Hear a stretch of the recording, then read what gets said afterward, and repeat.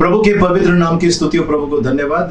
प्रियजनों, फिर से एक बार आपका स्वागत है यीशु मसीह के नाम से हमारा YouTube चैनल के ऊपर जिसका नाम है चर्च ऑफ क्राइस्ट अंधेरी। आपका स्वागत है। आइए हम आज की भक्ति इतवार की भक्ति में हम भाग लें और जीवित दयालु परमेश्वर का प्रशंसा और महिमा करें। आइए हम प्रार्थना करें। सेनाधीश यहोवा परमेश्वर पिता, हम आपको धन्यवाद देते हैं, आपके नाम की स्तुति महिमा प्रशंसा आपकी बड़ाई करते हैं। इस समय आते हैं प्रभु जी आपके चरणों में, प्रभु जी लीन और दीन होते हुए। प्रभु जी हम सभी का ताब वाले प्रभु जी, हम सब जो इस समय प्रभु जी इस चैनल के माध्यम से प्रभु जी हम एकत्रित होकर आपकी भक्ति आराधना में भाग ले रहे हैं, प्रभु जी हमारे साथ रहिए। प्रभु जी धन्यवाद देते हैं प्रभु जी, जाने अनजाने में जो भी हमसे पाप अपराध गुनाह हुआ है क्षमा कीजिए। सोचने के द्वारा, बोलने के द्वारा, कार्य में या अन्य किसी रीति से आपका आज्ञा का उल्लंघन किया होगा, आपकी योग आराधना भक्ति नहीं की होगी प्रभु जी, आपके वचन के अनुसार नहीं चले होंगे, क्षमा कीजिए, दया कीजिए। हम प्रार्थना करते हैं, हम प्रार्थना करते हैं इस समय विश्व भर में जो बीमार पड़े हुए हैं, तकलीफ पीड़ाओं में प्रभु जी, लोगों को आपके हाथ में देते हैं, उनका ताबा लीजिए। जिनका इस धरती पर आखिरी दिन आखिरी रात है प्रभु जी, उनका ताबा लीजिए। एक मौका दीजिए पश्चाताप करके वो आपके पास है, एक भी आत्मा नाश न हो ऐसी कृपा मांगते हैं प्रभु जी। साथ साथ में प्रार्थना करते हैं प्रभु जी, उन्हें जिन्हें दंड मिला है क्षमा कीजिए प्रभु जी, दया कीजिए। हम प्रार्थना करते हैं और जिन्हें दंड मिलने वाला है उन्हें भी आपके हाथ में सौंपते हैं, उनके ऊपर कृपा कीजिए प्रभु, आने वाले दंड से बचाइए प्रभु जी, उनके जीवन में परिवर्तन आए प्रभु जी, ऐसी कृपा मांगते हैं। हम विश्वास करते हैं हमने मांगा आपने दिया प्रभु जी, आपको धन्यवाद देते हैं प्रभु जी।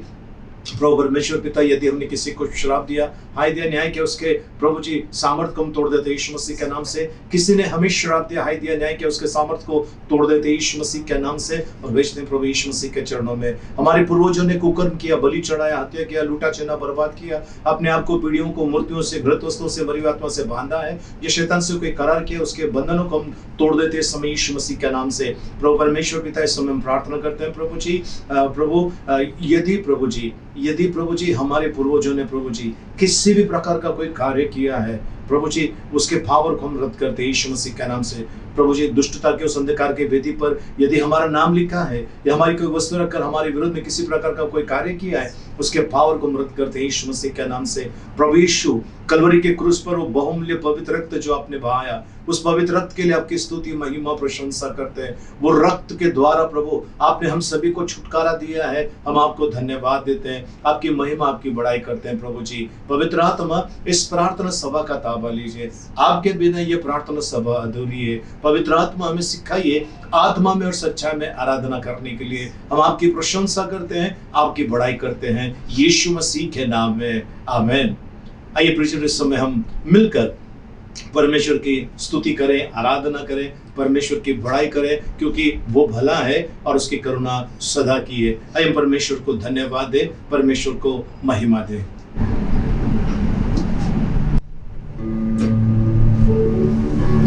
यीशु मेरे साथ है, यीशु मेरे अंदर है, यीशु को मैं पहने हूँ, मुझ में वो जिंदा है।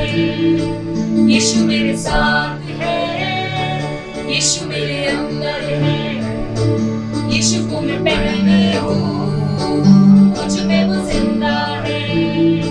यही मेरी ताकत है, ये नहीं भूलना है, यही मेरी ताकत है, ये नहीं भूलना है, कभी नहीं भूलना है, कभी नहीं भूलना है।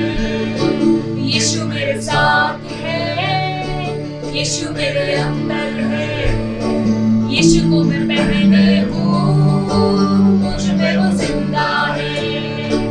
यीशु मेरे साथ है, यीशु मेरे अंदर है, यीशु को मैं पहने हूँ, मुझ में वो जिंदा है।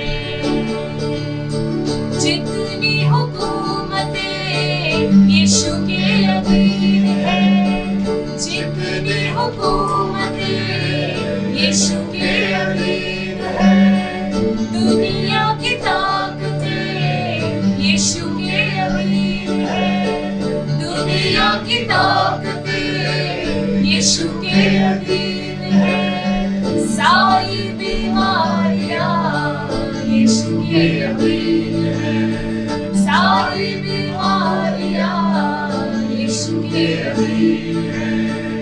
आत्मिक शक्तियाँ यीशु के अधीन है।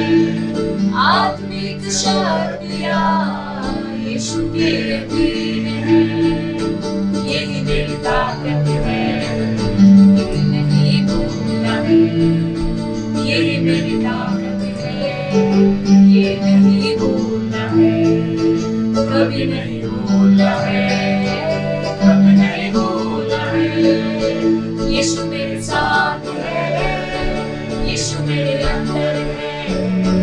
यीशु को मैं पहने हूँ, मुझ में वो जिंदा है। यीशु मेरे साथ है, यीशु मेरे अंदर है। यीशु को मैं पहने हूँ, मुझ में वो जिंदा है। शैतान चालाक है, डरता हुआर है। शैतान चालाक है, डरता हुआर है। मसलूब यीशु से हो गया हार है। मसलूब यीशु से हो गया हार है। छू भी न पाएगा अब कभी वो मुझे। छू भी न पाएगा अब कभी वो मुझे। ना डरा पाएगा अब कभी वो मुझे। ना डरा पाएगा अब कभी वो मुझे। ये मेरी ताकत है, ये नहीं भूलना है। ये मेरी ताकत है, ये नहीं भूलना है। कभी नहीं भूलना है, कभी नहीं भूलना है। यीशु मेरे साथ है, यीशु मेरे अंदर है। यीशु को मैं पहने हूँ, मुझ में वो जिंदा है। यीशु मेरे साथ है, यीशु मेरे अंदर है। यीशु को मैं पहने हूँ, मुझ में वो जिंदा है। धन्यवाद देते हैं प्रभु जी, आपकी स्तुति महिमा प्रशंसा आपकी बड़ाई करते हैं प्रभु जी। हम प्रभु जी बिल्कुल डरे नहीं हैं प्रभु जी, क्योंकि आप हमारे साथ हैं, आप हमारे अंदर हैं प्रभु जी। और शैतान से लड़ने की ताकतें आपने हमें दी है। हम आपकी बड़ाई करते हैं प्रभु जी, हम आपकी प्रशंसा करते हैं प्रभु जी। महान राजा धीराज परमेश्वर प्रभु जी, इस सारे जहां में प्रभु जी, जहां कोई किसी का नहीं प्रभु जी, वैसे में प्रभु जी आप सबके प्रभु जी गढ़ किला चट्टान बनकर खड़े हैं प्रभु जी। साथ निभाने वाले परमेश्वर, हम आपको धन्यवाद देते हैं प्रभु जी। हम आपकी बड़ाई करते हैं प्रभु जी। प्रभु परमेश्वर पिता, आपका प्रेम बदलता नहीं प्रभु जी। आप एक समान रहने वाला परमेश्वर है, कल आज और सदा एक समान रहने वाला परमेश्वर है। हम आपको धन्यवाद देते हैं प्रभु जी। हम आपकी बड़ाई करते हैं, आपकी महिमा करते हैं। आओ मिलके स्तुति करेंगे, यीशु की गुणगान करेंगे। आओ मिलके स्तुति करेंगे, यीशु की गुणगान करेंगे। वो है राजा, वो मसीहा, मेरे जीवन का सहारा। वो है राजा, वो मसीहा, मेरे जीवन का सहारा। नचेंगे गाएंगे धूम मचाएंगे, यीशु की गुणगान करेंगे। नचेंगे गाएंगे धूम मचाएंगे, यीशु की गुणगान करेंगे। वो है राजा, वो मसीहा, मेरे जीवन का सहारा। वो है राजा, वो मसीहा, मेरे जीवन का सहारा।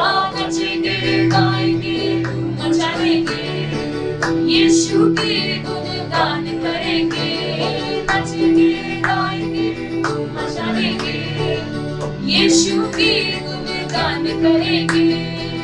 वो है राजा, वो मसीहा, मेरे जीवन का सहारा। वो है राजा, वो मसीहा, मेरे जीवन का सहारा। नचेंगे गाएंगे धूम मचाएंगे, यीशु की गुणगान करेंगे।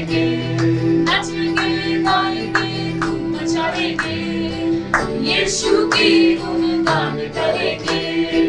जय जय बोलो जय यीशु की जय, जय जय बोलो जय यीशु की जय, जय जय बोलो जय यीशु की जय, जय जय बोलो जय यीशु की जय, जय जय बोलो जय यीशु की जय, जय जय बोलो जय यीशु की जय, जय जय बोलो जय यीशु की जय, जय जय बोलो जय यीशु की जय। वो है राजा वो मसीहा मेरे जीवन का सहारा, वो है राजा वो मसीहा मेरे जीवन का सहारा। नचेंगे गाएंगे धूम मचा देंगे, यीशु की गुणगान करेंगे। नचेंगे गाएंगे धूम मचा देंगे, यीशु की गुणगान करेंगे। धन्यवाद प्रभु जी। सचमुच प्रभु जी, आप जब जीवन में आते हैं और प्रभु जी जब तक प्रभु जी हमारे सांस में सांस है तब तक प्रभु जी आप हमें आनंद से भरते हैं। प्रभु जी आनंद की भरपूरी होती है आपकी उपस्थिति में प्रभु जी। जब आप हमारे जीवन को चलाते हैं प्रभु जी, खुशियां देते हैं प्रभु जी, सारे गम के प्रभु जी बादल हट जाते हैं प्रभु जी। कैसे भी तूफान क्यों ना हो प्रभु जी, वो थम जाता है यीशु मसीह के नाम से। हम आपको धन्यवाद देते हैं प्रभु जी, आपकी स्तुति करते हैं प्रभु जी, हम आपकी बड़ाई करते हैं। आइए परिजन, इस समय हम आराधना में आए। जो घुटने के बल आना चाहते हैं आप घुटने के बल आ सकते हैं, जो खड़ा रहना चाहते हैं आप खड़े रह सकते हैं। आइए समय हम डरते और कांपते हुए उस महान परमेश्वर की उपस्थिति में आए, जो था, जो है और जो युगानुयुग राज करता है, जो शीघ्र आने वाला है। आइए उस महान परमेश्वर की उपस्थिति में प्रियजनों, वो 24 बुजुर्ग नतमस्तक होते हैं परमेश्वर की उपस्थिति में। आइए हम भी परमेश्वर की उपस्थिति में आए, उनके सामने दंडवत करें, उनके सामने झुके, उनका प्रणाम करें, उनको धन्यवाद दें, उनका आदर करें। जहां पर परमेश्वर का आदर होता है, जहां पर परमेश्वर की आराधना होती है, वहां पर प्रियजनों बड़े अद्भुत काम हो जाते हैं। बड़े अद्भुत, कल्पना के परे कार्य करने वाला परमेश्वर है। आइए इस समय हम परमेश्वर की उपस्थिति में आए और उनकी स्तुति करें, उनकी आराधना करें पूरे हृदय से, पूरे मन से। आइए अपने मन को उठाइए परमेश्वर के सामने, अपने हाथों को उठाइए परमेश्वर के सामने। आइए, परमेश्वर का वचन कहता है, ये सारे परिश्रम करने वालों और बोझ से दबे लोगों मेरे पास आओ, मैं तुम्हें विश्राम देता हूँ। प्रियजनों, आइए इस समय हम परमेश्वर की उपस्थिति में आए। परमेश्वर का वचन कहते हैं, जहां पर 2 या 3 मेरे नाम से एकत्रित होते हैं, उनके मध्य मैं हूँ। हमारे बीच में परमेश्वर है। प्रियजनों, साइए इस समय अपने हाथों को उठाकर हम परमेश्वर की आराधना करें, परमेश्वर की प्रशंसा करें। तेरी स्तुति मैं करूं, आराधना करूं दिल से, दिल से। तेरी स्तुति मैं करूं, आराधना करूं दिल से, दिल से। मेरी सांसों में तेरा नाम रहे, मेरी सांसों में तेरा नाम रहे। हे प्रभु तू ही तो, तेरी स्तुति मैं करूं, आराधना करूं दिल से, दिल से। तेरी स्तुति मैं करूं, आराधना करूं दिल से, दिल से। जहां मेरी नजर जाए वहाँ तेरी स्तुति हो, जहाँ मेरी नजर जाए वहाँ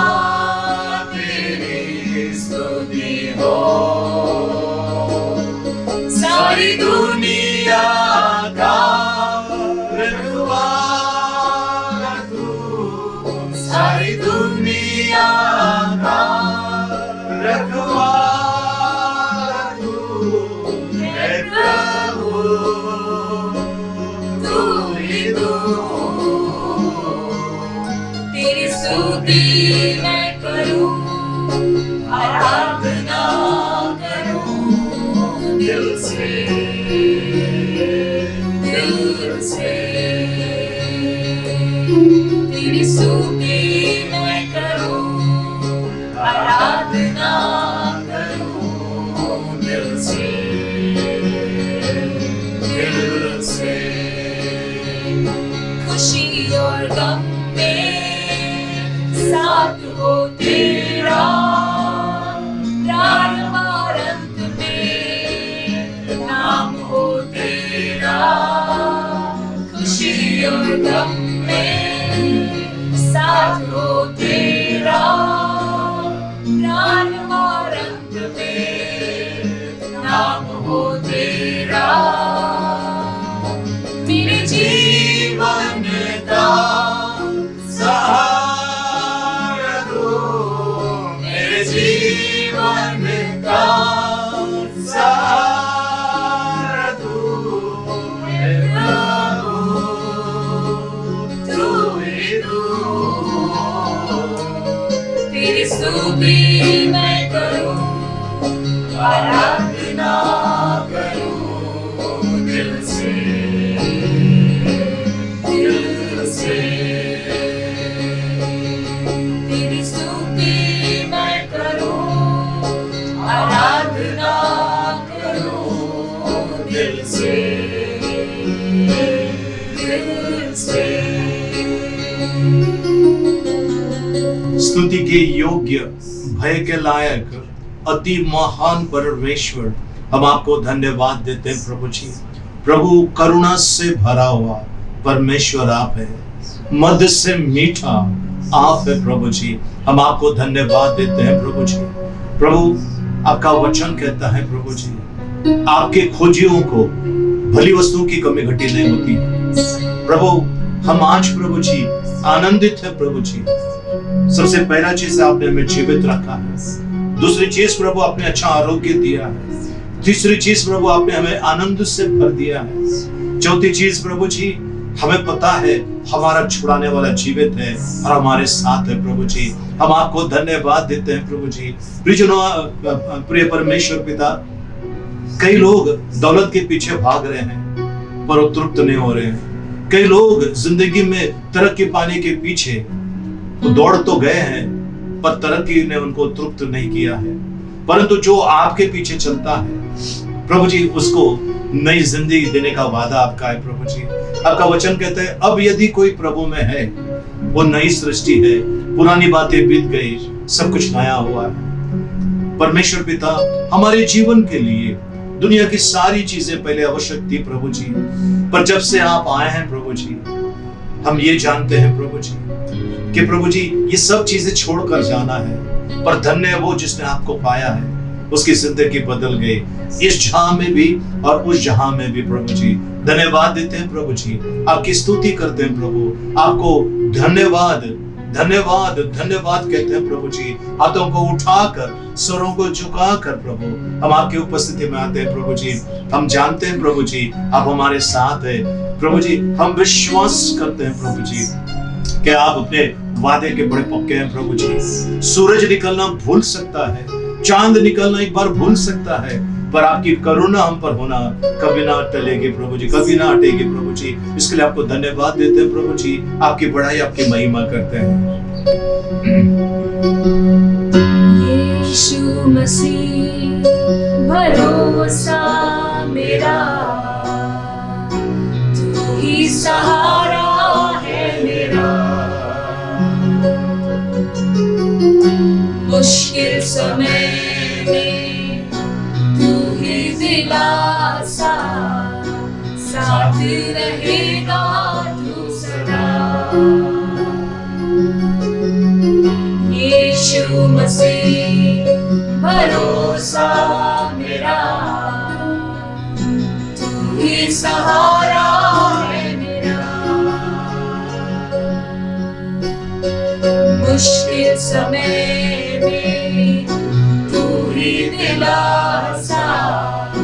साथ रहेगा तू सदा।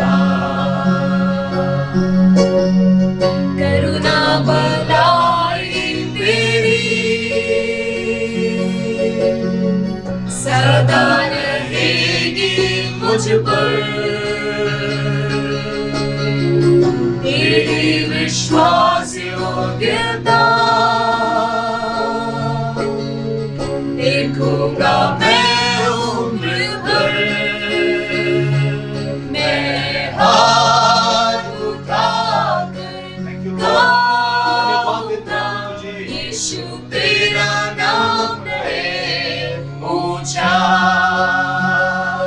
मैं हाथ उठाकर गाऊंगा यीशु तेरा नाम है ऊंचा।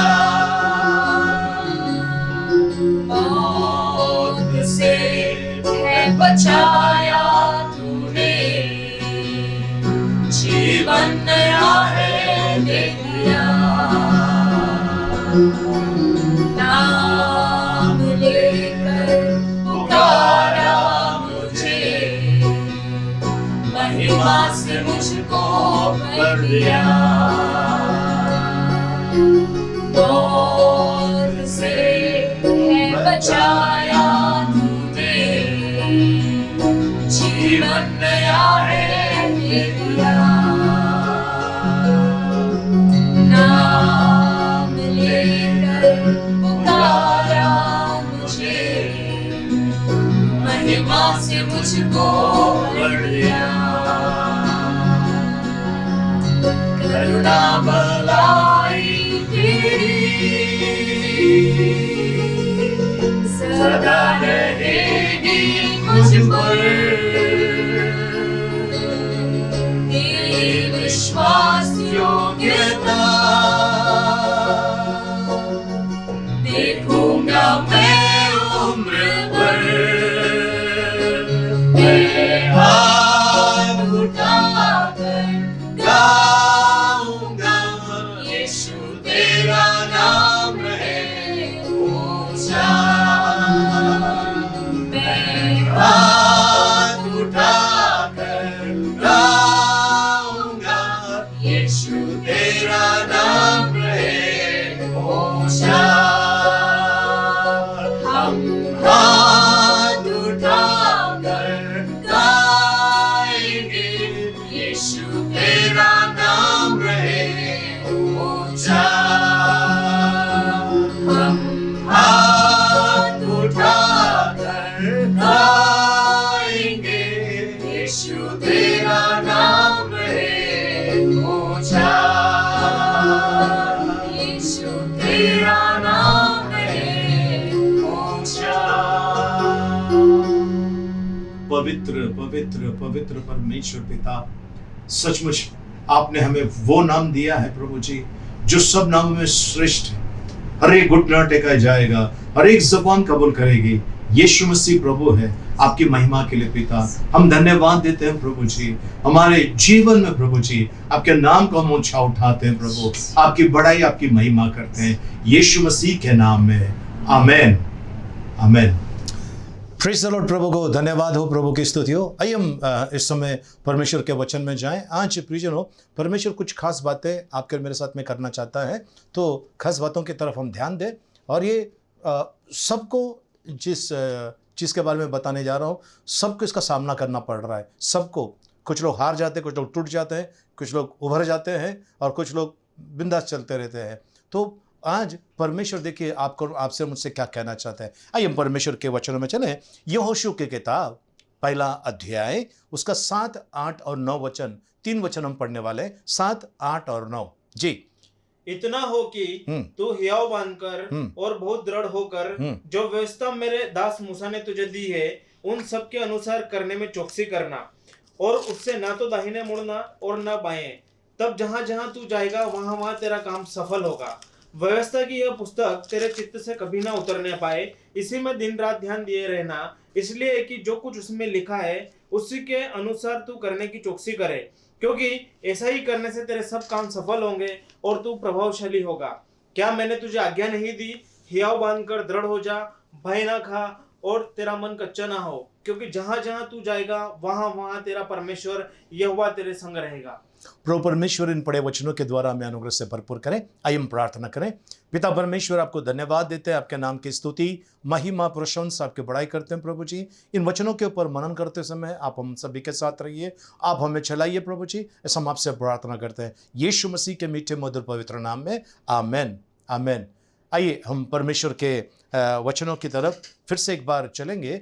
यहोशू की किताब, जोशुआ यहोशू की किताब, उसका पहला अध्याय 7 से लेकर 9 वचन तक। जी।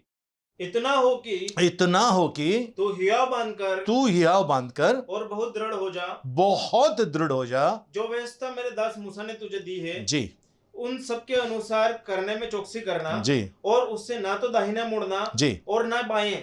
तब जहां जहां तू जाएगा वहां वहां तेरा काम सफल होगा। व्यवस्था की यह पुस्तक तेरे चित्त से कभी ना उतरने पाए, जी, इसी में दिन रात ध्यान दिए रहना, इसलिए कि जो कुछ उसमें लिखा है उसके अनुसार करने की तू चौकसी करे जी, क्योंकि ऐसा ही करने से तेरे सब काम सफल होंगे जी, और तू प्रभावशाली होगा। जी, क्या मैंने तुझे आज्ञा नहीं दी? जी, हियाव बांधकर दृढ़ हो जा, भय ना खा और तेरा मन कच्चा ना हो, क्योंकि जहां जहां तू जाएगा वहां वहां तेरा परमेश्वर यहोवा तेरे संग रहेगा। प्रियजनों, परमेश्वर यहाँ पर बताना चाहता है जहां जहां आप जाओगे सफल हो जाओगे। परमेश्वर का वचन आपके चित्त से दूर नहीं होना चाहिए और वचन से ना दाएं ना बाएं मुड़ना चाहिए। अगर ऐसा आप करते हैं आप सब काम में सफल हो जाओगे। अब मेन वचन है हमारा 9वां वचन है, फिर से एक बार पढ़ लेंगे 9वां वचन। क्या मैंने तुझे आज्ञा नहीं दी? हियाव बांधकर दृढ़ हो जा। क्या मैंने तुझे आज्ञा, रिक्वेस्ट नहीं, विनती नहीं, आज्ञा, क्या मैंने तुझे आज्ञा नहीं दी? हियाव बांधकर दृढ़ हो जा, हिम्मत बांधकर, हियाव बांधकर दृढ़ हो जा, भय ना खा, डरना नहीं और तेरा मन कच्चा ना हो, और निराश मत होना। प्रियजनों, आज का हमारा जो टीचिंग जो है उसका टॉपिक है डिसअपॉइंटमेंट, निराशा। निराशा। आज परमेश्वर आपको और मुझे कह रहा है निराश नहीं होना है, हताश नहीं होना है, भय नहीं खाना है, भय नहीं खाना है। परमेश्वर ने कई जगह पे पवित्र शास्त्र में लिखा है, मैं तेरे साथ हूं, डर मत, डू नॉट बी डिसमेड, डर मत, निराश मत हो जा, तेरा मन कच्चा ना हो जा। आज प्रियजनों, आपको और मुझे परमेश्वर चेतावनी दे रहा है। तो निराशा क्या है? निराशा एक शैतान का हथियार है। निराशा एक शैतान का हथियार है। एक बार शैतान ने, ऐसा सुना मैंने कि एक कहानी सुनी थी, शैतान ने हर अपना जितने भी उसके हथियार थे उसका एग्जीबिशन रखा था। उस एग्जीबिशन में कई लोग आए, देखने लगे एग्जीबिशन में, और सारी चीज़ें वहाँ पर उसकी वैल्यू कितना है वो सब डाल कर रखा था। तो वहाँ पर एक आदमी आकर शैतान से पूछ रहा है कि सबसे ज़्यादा महंगा जो चीज़ है वो आपने सड़े हुए पत्रे के प्लेट में रखा हुआ है, और बाकी सारी चीज़ें कोई सोने के प्लेट में है, कोई चांदी के प्लेट में है, महंगे से महंगा आपने नीचे वो पात्र रखा है, उसके ऊपर ये हथियार आपका रखा हुआ है। लेकिन ये एक ऐसा पात्र है, ये एक ऐसा हथियार है जिसको एक ऐसे पात्र पर रखा है जो जंग खाया हुआ, मिट्टी खाया हुआ ऐसा है, उसके ऊपर आपने ये हथियार रखा है, क्यों ऐसा? तो शैतान ने उनको जवाब दिया, ये मसीह लोग जो है इनको मालूम नहीं है कि ये मेरा हथियार है, निराशा मेरा हथियार है, ये इनको मालूम नहीं। ऐसा शैतान ने उनको बताया, क्योंकि कई मसीह लोग ये सोचते हैं निराशा आया है, चलो परमेश्वर ने दिया है। परमेश्वर निराशा नहीं देता है प्रियजनों, परमेश्वर निराशा नहीं देता है। निराशा हमारे जीवन में आने के कई कारण है, कई कारण है। निराशा हमारे जीवन में आने के, डिसअपॉइंटमेंट हमारे जीवन में आने के कई कारण है। सबसे पहले हम देखते हैं परमेश्वर का वचन के अंदर, हम देखेंगे, बारीकी से देखेंगे, 1 शमूएल 17 अध्याय 11 वचन। 1 शमूएल 17 अध्याय उसका 11 वचन। 1 शमूएल चैप्टर 17 वर्स 11। उस पलिश्ती की इन सब बातों को सुनकर शाऊल और समस्त इजरायलियों का मन कच्चा हो गया जी, और वे अत्यंत डर गए। डर गए। कौन डर गया? शाऊल डर गया, इजरायली सेना डर गए, ये सारे लोग डर गए। क्यों डर गए? गोलियत को देखकर।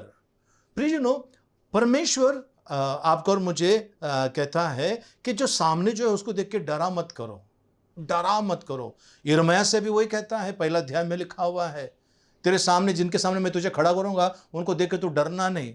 परमेश्वर ने क्या किया है यहाँ पर, इन लोगों को जब लड़ाई के लिए गए, इनको ललकार रहा है, एक ही आदमी ललकार रहा है, एक ही आदमी ललकार रहा है। गोलिया जो नाम का आदमी था, कैसा था वो? दानव जैसा लंबा चौड़ा था, और वो कहते कोई एक आकर मुझे हराए, कोई एक आकर मुझे हराए। अगर कोई हराएगा मैं तुम्हारा गुलाम बन जाऊंगा, पूरी फिलिस्तीनी तुम्हारी गुलाम बन जाएगी। अगर तुम में से किसी एक को मैंने हरा दिया तो तुम सब हमारे गुलाम हो जाओगे। ये उसने शर्त रखा था।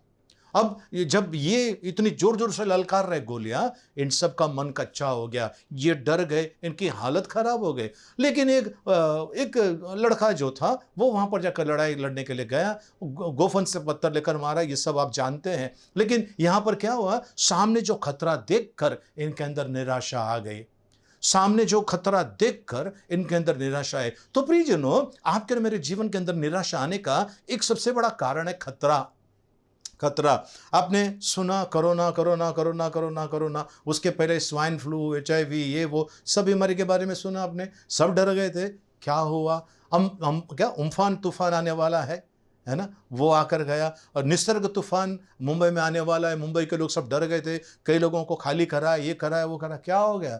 जब परमेश्वर के लोग खड़े होकर प्रार्थना करते हैं, जब परमेश्वर के लोग अपने हाथों को उठाते हैं, परमेश्वर तूफान हो या कुछ भी हो उसको दूर करने की ताकत रखता है। मैं निराश नहीं हुआ। मेरा घर लगभग 1 किलोमीटर है दरिया के पास से, दरिया के किनारे से यहाँ तक लगभग 1 किलोमीटर है मेरा घर। मैं डरा नहीं था, मैं मस्त रात में सो गया। तूफान आने दे, तूफान का सामना करने के लिए मेरा परमेश्वर खड़ा है। आज प्रियजनों, किस चीज से आप डर रहे हैं? है ना, खतरा अगर आपने देख लिया, आपके अंदर निराशा आना चालू हो जाता है। खतरा आपके अंदर अगर आपने भांप लिया या आपको सामने से खतरा दिखाई दिया, अपने आप डर निर्माण होता है, डर निर्माण होता है, और ये डर से आपका मन कच्चा हो जाता है। इसके लिए परमेश्वर कहता है कि डरना नहीं है। और इतनी सारी सेना खड़ी थी पर किसी के अंदर हिम्मत नहीं वो गोलिया के सामने आने का। लेकिन दाऊद जाकर खड़ा हो गया, दाऊद ने गोलिया को गिरा दिया नीचे, दाऊद ने गोलिया का सर को काट दिया। वो जो परमेश्वर के विरोध में बोल रहा था उसके सर को काट दिया। कैसे? इसके अंदर हिम्मत थी, ये खतरे को देखता था, इसके अंदर और उसके अंदर ऊर्जा आती, उसके अंदर और सामर्थ्य आ जाता था। खतरा देखकर वो और शक्तिशाली हो जाता था। किसी सांप को देखिए प्रियजनों, अगर कोई नाग जा रहा है, उसको जब कोई खतरा दिखाई नहीं देता है बड़े आराम से निकल जाएगा, पर उसको जब खतरा दिखता है तो एकदम फन फैलाकर वो ढसने के लिए आता है, इधर उधर देखता है, ढसने के लिए आता है। वो खतरा देखता है, वो अपनी तैयारी कर देता है। आज आपको और मुझे खतरा देखकर निराश नहीं होने का है, अपने आप को समझाने का है, हे मेरे मन, यहोवा को धन्य कह और उसके उपकारों को ना भूलना। वो अधर्म को क्षमा करता है, रोगों को चंगा करता है। हे मेरे मन, यहोवा को धन्य कह। सो आज आपको जब खतरा आपके सामने दिखाई दे, आपको निराश नहीं होना है।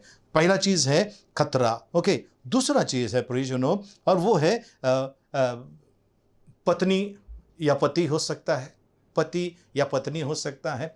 बार बार उनके बीच में कोर्ट केस सब चल रहा है, पुलिस स्टेशन के अंदर FIR सब फाइल किया गया है, पति पत्नी का झगड़ा। लेकिन बाइबल यहाँ पर क्या कहता है, आपको और मुझे ध्यान देना है। कलोसियों की पत्री 3 अध्याय 18 वचन, कलोसियों की पत्री 3 अध्याय उसका 18 वचन जी।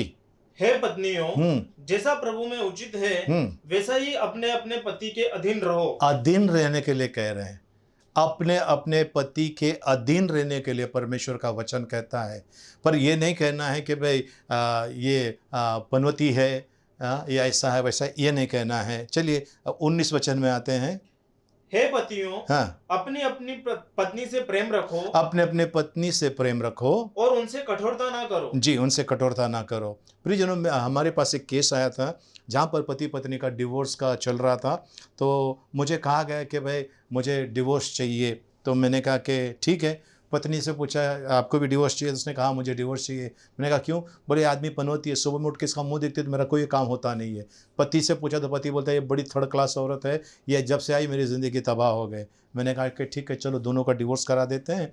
और मैंने एक वकील से बात किया, मैं तो खाली ऐसे ही एक्टिंग कर रहा था। वकील से बात किया, मैंने कहा कि इन दोनों का डिवोर्स कराना है।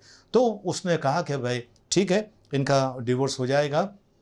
कुछ पेपर पे साइन वाइन लिया और बोला कि मैं आपका काम करा देता हूँ। लेकिन उनसे ये कहा गया कि आपको 3 महीना जो है, पत्नी से कहा गया अकेले में, आपके पति को ऐसा समझो कि कोई बड़ा राजा महाराजा है, ऐसा ट्रीटमेंट दो 3 महीना।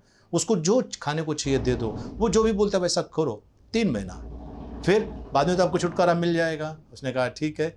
उसके बाद पति से भी यही कहा, क्या कहा कि 3 महीना आप उसको एक रानी जैसा रखना, वो जो भी मांगेगी दे देना, जो भी चाहती है वो आप उसको दे देना। जब आप ऐसा करोगे तो क्या होगा कि उसको 3 महीने तक देख लेना और बाद में आपको छुटकारा मिल जाएगा। दोनों बड़े खुश हो गए। अब एक दूसरे के साथ में लोग अच्छा व्यवहार करने लगे। अच्छा व्यवहार करते करते प्रियजनों 3 महीना ख़त्म हो गया, 6 महीना ख़त्म हो गया। जब 8-9 महीना जब होने लगा, तब उनसे कहा कि भाई आपका केस जो फाइल करने का है आपको आना पड़ेगा। तो दोनों ने कहा कि पास्टर आपका दिमाग ख़राब है, आप पास्टर है, घर जोड़ना चाहिए, आप घर तोड़ रहे हैं। मैंने कहा क्या हुआ? तो उसने कहा कि पास्टर मेरी पत्नी बहुत अच्छी है, मेरी पत्नी सुधर गई, बहुत अच्छी है। और औरत कहते हैं कि मेरा पति बहुत अच्छा है, सुधर गया है। यानी दोनों के अंदर क्या हो गया, जो एक दूसरे को उन लोग एक दूसरे के दुश्मन समझते थे, प्रियजनों की वो निराशा थी, दोनों अलग होना चाहते थे, घर टूटने के कगार पर था। लेकिन वहाँ पर क्या हो गया, उन लोग एक हो गए, उन लोग एक हो गए। एक होने की वजह से क्या हो गया, परमेश्वर का वचन को उन्होंने पालन किया। क्या क्या है, पत्नी अपने पति के आधीन में रहना, पति से कहा अपनी पत्नी से प्यार करना, कठोरता मत करना। ये करने के वजह से क्या हो गया कि इनके अंदर जो निराशा थी वो निराशा निकल गई। दोनों एक दूसरे के विरोध में थे, एक दूसरे के कट्टर दुश्मन थे, पर दोनों अब एक दूसरे से प्रेम करने लगे। तो पहला चीज़ है, खतरा देखने के बाद आपके अंदर निराशा आ सकती है। दूसरा, आपके विवाहित जीवन के अंदर भी निराशा आ सकती है, क्योंकि आपने जैसा चाहा वैसा पति नहीं मिला, या आपने जैसा चाहा वैसा पत्नी आपको नहीं मिला, निराशा आ सकती है। लेकिन परमेश्वर जो है परिस्थिति बदलने वाला परमेश्वर है। तीसरा चीज़ हम देखते हैं बच्चों के बारे में। बच्चों के बारे में परमेश्वर का वचन देखिए क्या कहता है। 1 शमूएल 4:11।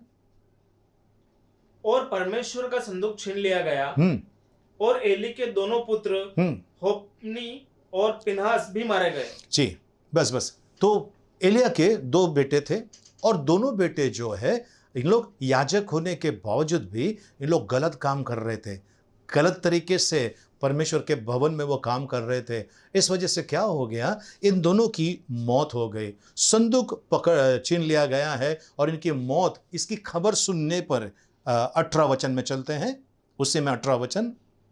जो ही उसने परमेश्वर के संदूक का नाम लिया जी, त्यों ही एली फाटक के पास कुर्सी पर से पछाड़ खाकर गिर पड़ा जी, और बूढ़े और भारी होने के कारण उसकी गर्दन टूट गई और वो मर गया। सबसे पहला चीज क्या हो गया, उसके बच्चों ने, उसने उनको सही तरीके से नहीं चलाया। ये बच्चे उसके मौत का कारण हो गए, ये बच्चे उसके मौत के कारण हो गए। एली ने अगर अपने बच्चों पर ध्यान दिया होता तो शायद उसके बच्चे सही रास्ते पर चलते थे। लेकिन बाद में पछता के क्या फ़ायदा। सो निराशा बेटा बेटी के द्वारा आ सकता है। हम चलते हैं और एक खूबसूरत वचन में चलते हैं। लेवी व्यवस्था 16:1। लेवी व्यवस्था 16 उसका 1। जब हारून के 2 पुत्र जी, यहोवा के सामने समीप जाकर मर गए, उसके बाद यहोवा ने मूसा से बातें की। जी, हारून के बच्चे मरने की वजह क्या है? उन लोगों ने गलत प्रकार से धूप चढ़ाया, वहीं पर वो खत्म हो गए। उन लोग वहीं पर वो भस्म हो गए, खत्म हो गए वहां पर। अब सोचे हारून के ऊपर क्या बीती होगी। एक शॉट में, एक ही पल में उसके दोनों बेटे खलास, जिंदगी तबाह। सो क्या हो गया है, इसके जीवन में निराशा आई। कैसे? क्योंकि इसके दोनों बेटे मर गए। कैसे? उन लोगों ने गलत तरीके से धूप चढ़ाया। तो प्रियजनों, आज अगर आपके बच्चे गलत रास्ते पर जा रहे हैं, आपको अब इससे सावधान होना है। आप निराश होकर मत बैठिए, आपको सावधान होना है। और आपको क्या करना है मैं बाद में वचन के अंत में आपको बताऊंगा मैं। सबसे पहला खतरा है जिससे हमारे अंदर निराशा आ सकती है। पति पत्नी हो सकता है, निराशा आ सकते हैं, बेटा बेटी हो हो सकता है बेटी नहीं सुनती, बेटा नहीं सुनता है, इस वजह से आएगा। आपको चिंता नहीं करना है, आपको निराशा अपने अंदर आने नहीं देना है। तीसरा चीज़ है आपके शायद कलीसिया में हो सकता है, आपके परिवार के अंदर हो सकता है, आपके रिश्तेदारों के बीच में हो सकता है, आप जहाँ पर नौकरी धंधा है आपका वहाँ के लोगों के बीच में हो सकता है, या आप जहाँ कहीं भी जाते हैं वहाँ पर भी कुछ लोग आपके जीवन में निराशा ला सकते हैं। उदाहरण के तौर पर गिनती की किताब उसका 13 अध्याय, ये पूरा अध्याय के अंदर लिखा हुआ है, जब 12 जासूसों को भेजा गया भेद निकालने के लिए, जब 12 जासूसों को भेज दिया गया था, 12 लोगों को भेज दिया था भेद लेने के लिए, वो लोग वहाँ पर गए। वहाँ पर जाने के बाद उन्होंने देखा वहाँ पर अंगूर बड़े बड़े हैं, वहाँ पर मध और दूध की नदियाँ बहती है, इतना संपन्न, इतना अच्छा वो देश है, वहाँ पर हमने जाना चाहिए, और ऐसा इन लोगों ने तय किया था। लेकिन उन लोगों ने अनक नाम के लोगों को देखा। अनक यानी लंबे ऊंचे चौड़े एकदम राक्षस दानव की तरह ऐसे लंबे लंबे लोग हैं, मोटे लोग हैं। उनको देखकर ये डर गए और कहने लगे कि हम उनके सामने जाकर करेंगे क्या, उनके सामने जाकर हम करेंगे क्या। उनको देखकर इनकी हालत खराब थी। तो 10 लोगों ने आकर कहा वहाँ जाएंगे नहीं, जाएंगे तो हम निश्चित मर जाएंगे। और 2 जन ने कहा हम अभी चलेंगे। कालेब ने कहा हम अभी चलेंगे, अभी लड़ाई के लिए तैयार है, चलो हम चलते हैं, हम जीत जाएंगे आराम से। लेकिन ये 10 जन की जो बातें हैं, जो बाकी के लोगों ने सुना, इनके पर निराशा आ गई, इनके पर निराशा आ गई। और लेकिन ये 2 जन जो कह रहे हैं उसकी कोई सुनने के लिए तैयार ही नहीं थे। ये 2 जन कह रहे थे कि परमेश्वर हमें जीत देगा, हम अभी जाकर हम लड़ाई के लिए निकले उनके विरोध में। लेकिन सबके ऊपर एकदम ये हो गया कि समाज के लोग, परिवार के लोग, आसपास के लोग ये आपके अंदर नकारात्मक बातें लाकर निराशा लेकर आ सकते हैं। तो इसके लिए आपको ध्यान रखना है आपका रिश्ता किन लोगों के साथ में है। जो आपको निराशा लेकर आते हैं, ऐसे लोगों से दूर रहना बहुत ही भला है, अच्छा है। परमेश्वर की स्तुति हो, परमेश्वर को धन्यवाद हो। ओके, हम 5वें चीज़ पर आते हैं। पहला हमने खतरा देखा, दूसरा हमने पति पत्नी देखा, तीसरा हमने बच्चों के बारे में देखा, चौथा हमने रिश्तेदारों के आसपास में जान पहचान वालों का देखा। चौथा चीज़ की तरफ हम चलते हैं और वो है पहला खतरा, दूसरा हमने देखा पति पत्नी, तीसरा हमने देखा बच्चा, चौथा हमने देखा बेटा बेटी, पांचवा हमने चौथा देखा हमने रिश्ते के बारे में। 5वें में आ जाते हैं परमेश्वर। परमेश्वर हमारे अंदर निराशा ला सकता है, प्रियजनों। परमेश्वर जब ताड़ना देता है, वो देखकर आपको निराश नहीं होना है। वो आपके और मेरे भलाई के लिए है, आपके और मेरे भलाई के लिए है। परमेश्वर का अगर ताड़ना आपको मिली है या परमेश्वर आपके जीवन में कुछ काम कर रहा है, तो ये आप ये सोचिए कि मेरे लिए बहुत ही आवश्यक है। ओके, हम चलते हैं हिब्रानियों उसका 12 अध्याय 15 वचन। और ध्यान से देखते रहो, ऐसा ना हो कि कोई परमेश्वर के अनुग्रह से वंचित रह जाए जी, या कोई कड़वी जड़ फुटकर कष्ट दे और उसके द्वारा बहुत से लोग अशुद्ध हो जाएं, और उसके द्वारा बहुत सारे लोग अशुद्ध हो जाए। परमेश्वर की ताड़ना प्रियजनों, परमेश्वर की ताड़ना बहुत जरूरी है, बहुत जरूरी है, बहुत जरूरी है। परमेश्वर की ताड़ना बहुत जरूरी है। ठीक है, अब हम आगे चलते हैं परमेश्वर के वचन के अंदर।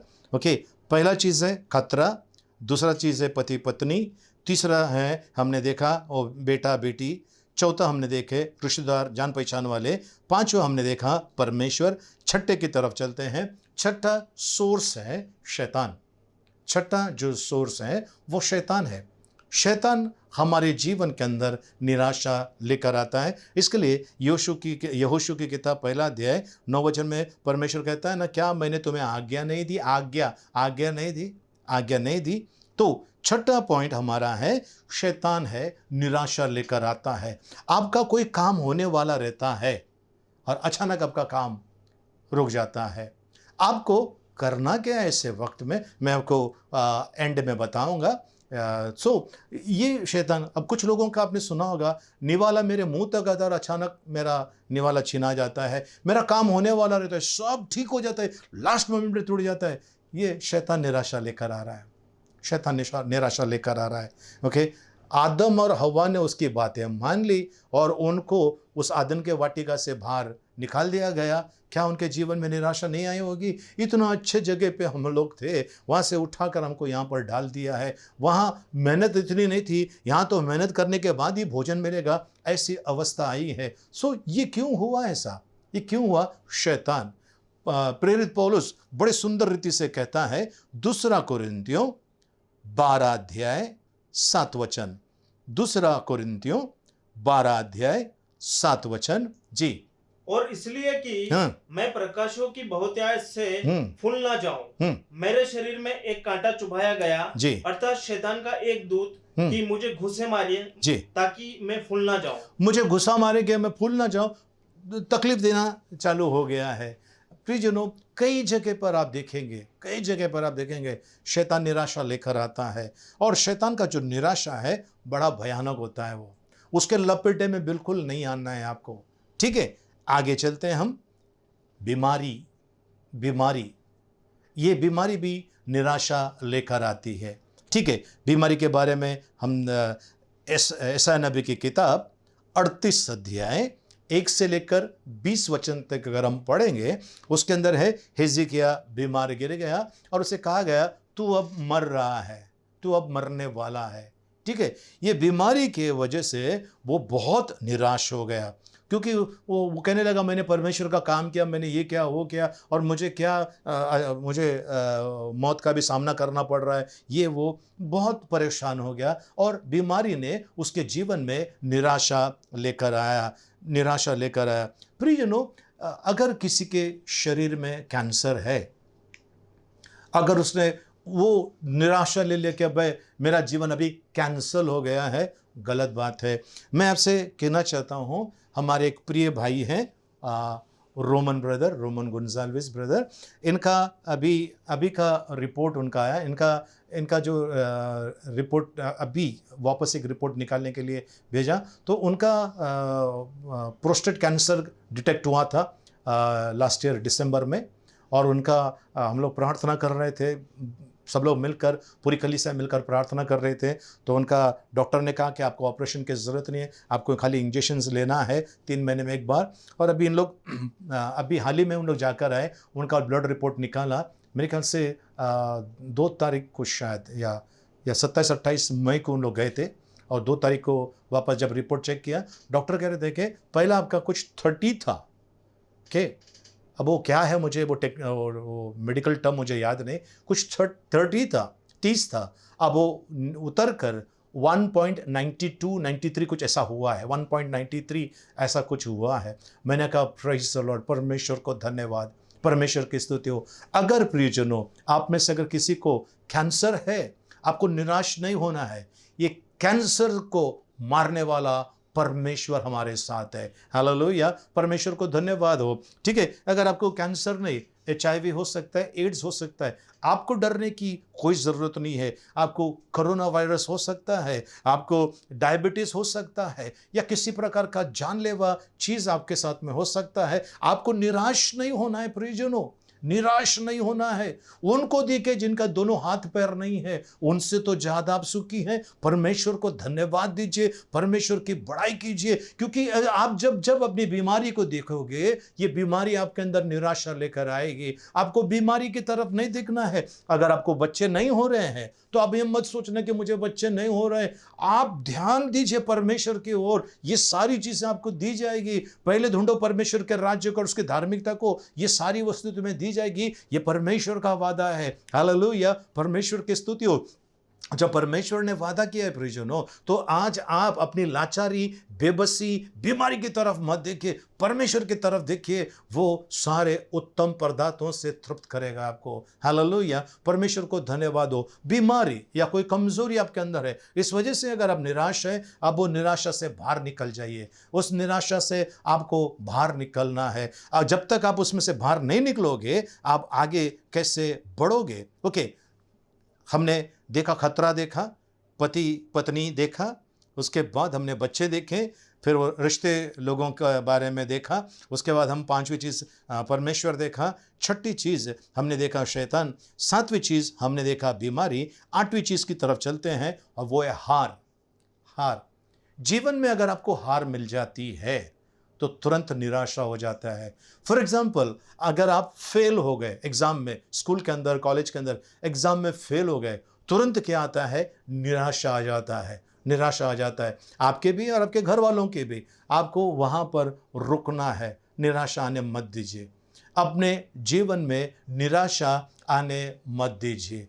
आपको यहीं पर सोचना है, मैं निराशा को मेरे अंदर आने नहीं दूंगा, किसी भी कीमत पर निराशा को मैं अपने जीवन में आने नहीं दूंगा। यहोशू की किताब 7 अध्याय 7 से लेकर 9 वचन तक हम पढ़ेंगे। यहोशू की किताब जोशुआ चैप्टर 7 वर्सेस 7 to 9 जी।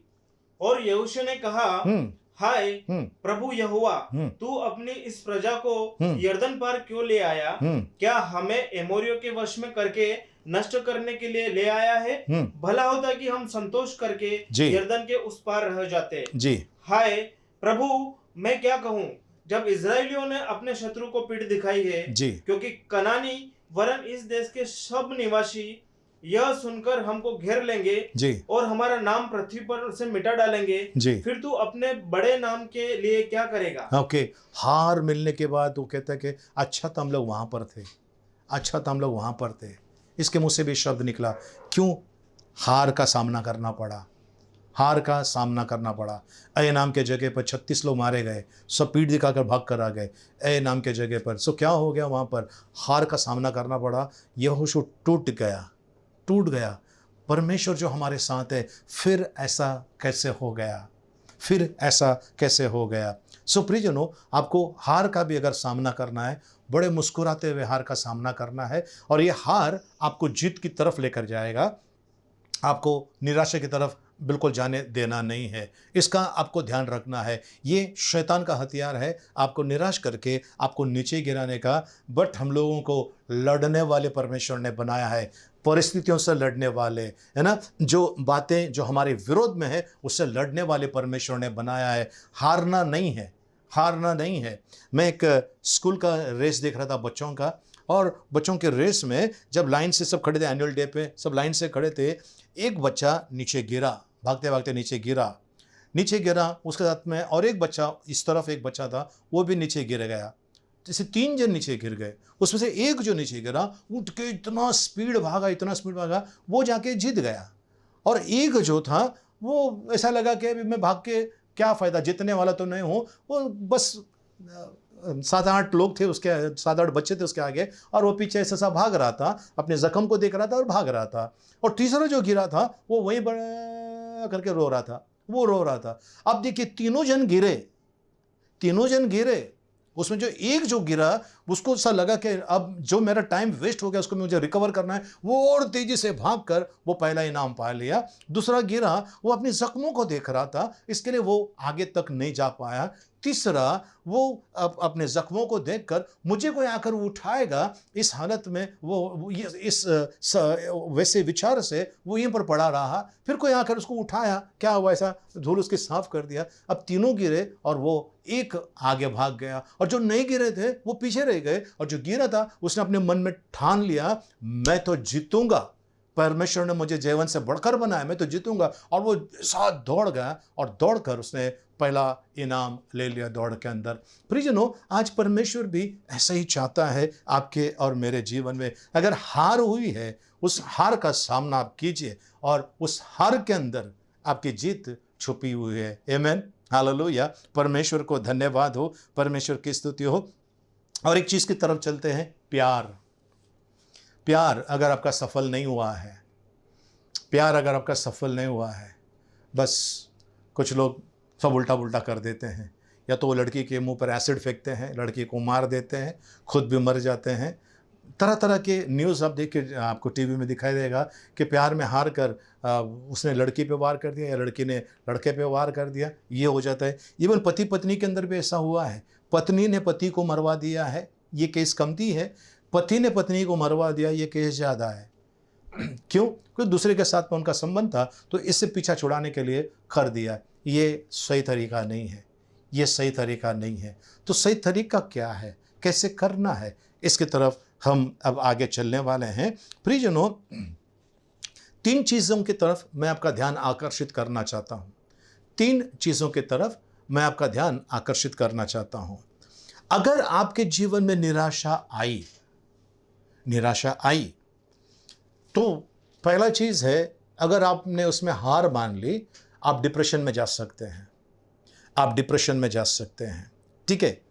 दूसरी चीज़, अगर आपने निराशा आपके जीवन में आई और आप हार मानकर पूरी तरह से टूट गए हैं, तब आपके अंदर सुसाइड करने का विचार आता है, तब आपके अंदर सुसाइड करने का विचार आता है और निराशा वाली जिंदगी के अंदर जीते जीते आप एक दिन टूट कर मर जाते हैं।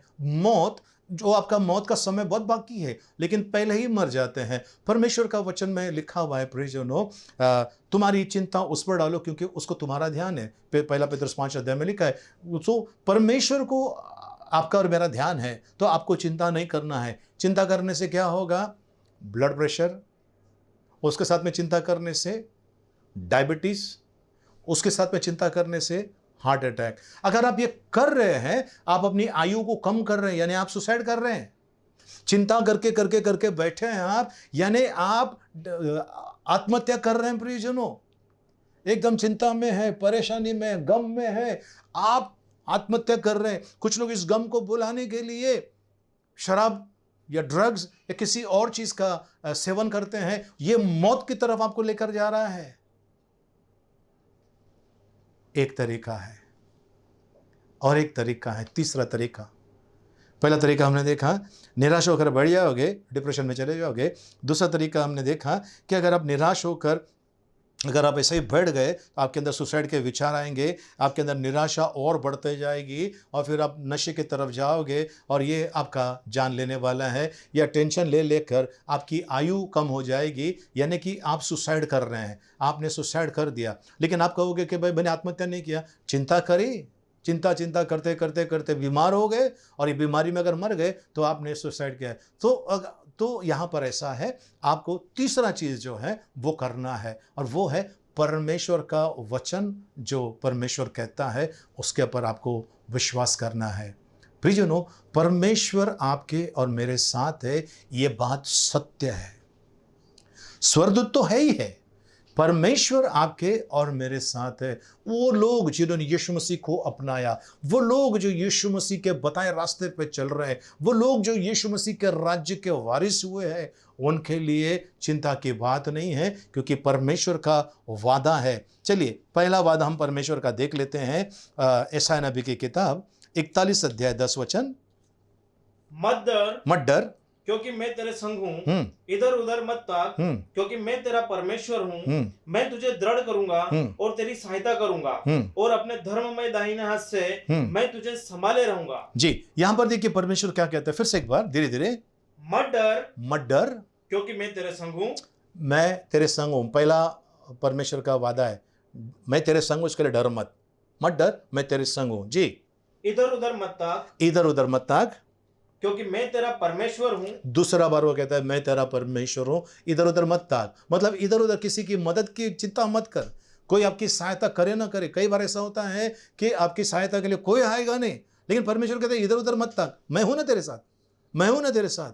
जी, मैं तुझे दृढ़ करूंगा। तीसरा वो कहता है मैं तुझे दृढ़ करूंगा और तेरी सहायता करूंगा, अपने धर्ममय दाहिने हाथ से। जी, मैं तुझे संभाले रहूंगा, मैं तुझे संभाले रहूंगा। ये परमेश्वर का गारंटी है, ये परमेश्वर का 100% गारंटी है। ये वो परमेश्वर की गारंटी है जिसके कहने से पृथ्वी हवा में लटक रही है। ये वो परमेश्वर की गारंटी है जिसने सूरज को बनाया, उसको अपनी एक गति दी, चंद्र को बनाया, उसको एक अलग गति दी, तारे बनाए, उसको अलग गति दी, जो सीजन्स को चेंज करने का जो ताकत दिया है परमेश्वर ने। ये सारी चीजें परमेश्वर ने बनाई है, जिसके शब्द से, जिसके बोलने से सब कुछ हो गया है। वो परमेश्वर की गारंटी है। फिर से एक बार 41 का 10।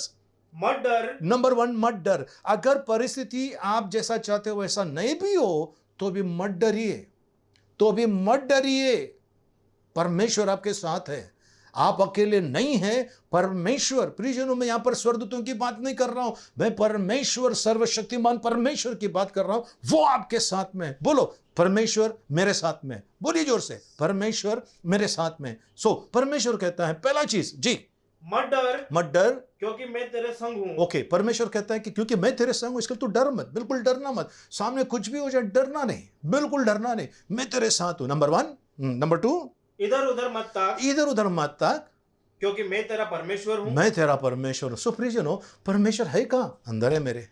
इसके लिए बोलते इधर उधर मत देख, इधर उधर मत देख, मैं अंदर हूं, मैं अंदर हूं, इधर उधर मत देख। जी, मैं तुझे दृढ़ करूंगा, मैं तुझे अंदर से मजबूत करूंगा, मैं तुझे अंदर से मजबूत करूंगा। जी, और तेरी सहायता करूंगा, और तेरी सहायता करूंगा। मैं तुझे मजबूत करूंगा और तेरी सहायता भी करूंगा। सिर्फ मजबूत करके नहीं छोड़ूंगा, मैं तुझे मजबूत करूंगा और तेरी सहायता करूंगा। जी, अपने धर्ममय दाहिने हाथ से हाँ जी, मैं तुझे संभाले रहूंगा, मैं तुझे संभाले रहूंगा, मैं तुझे पकड़े रहूंगा। अपने धर्म में दाहिने हाथ से मैं तुझे पकड़े रहूंगा।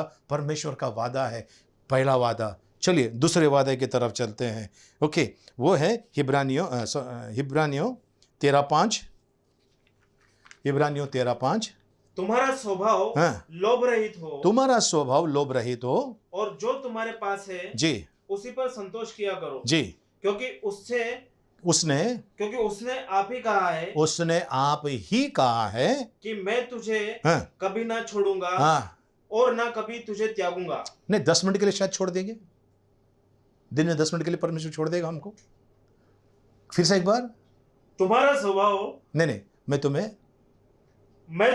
कभी ना छोड़ूंगा, मैं तुम्हें दिन के 5 मिनट के लिए भी नहीं, 1 मिनट के लिए भी नहीं, 10 सेकंड के लिए भी नहीं, मैं नहीं छोड़ूंगा, मैं नहीं छोड़ूंगा। प्रियजनों, नालासोपारा की एक स्टोरी है।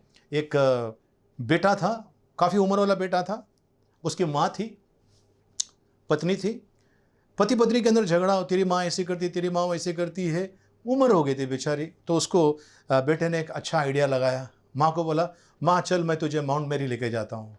उसको बैंड्रा में लेकर गया और वहाँ पर अंदर एक लकी रेस्टोरेंट वाले अंदर गली में वहाँ पर लेकर गया। बोला, माँ ये खाना पकड़, कुछ रख, मैं भी आता हूँ, अभी आता हूँ बोलकर चले गया। उसको माँ को वहीं छोड़कर वो नालासोपारा रिटर्न आ गया। और वो माँ, उसको याददाश्त कुछ भी नहीं रहती थी, भूल जाती थी सब कुछ। तो वो रो रही, मेरा बेटा किधर है? और उसको पूछा, भाई कहाँ तेरा घर है? बोलता नालासोपारा किधर है? बोला मालूम नहीं है। और वो बेचारी बुढ़ी अपना बेटे के इंतज़ार में बैठे बैठे बैठे वहीं दम तोड़ दिया, वहीं छोड़ दिया अपनी माँ को उसने। उसका क्या हुआ वो प्रभु जाने, वो जाने। वो बेचारी वहाँ पर बेटे के इंतज़ार में दम तोड़ दिए, वहाँ पर मर गए, रो रो कर वो मर गए माँ जी। ओके, अब यहाँ पर सवाल ये आ जाता है, बेटे ने माँ को छोड़ दिया। कई ऐसी माँ हैं जिन्होंने अपने बच्चों को, अपने पति को, अपने घर को छोड़कर भाग गए, चले गए। ये इंसान कर रहा है, लेकिन परमेश्वर का वादा है, मैं तुम्हें कभी ना छोड़ूंगा। जी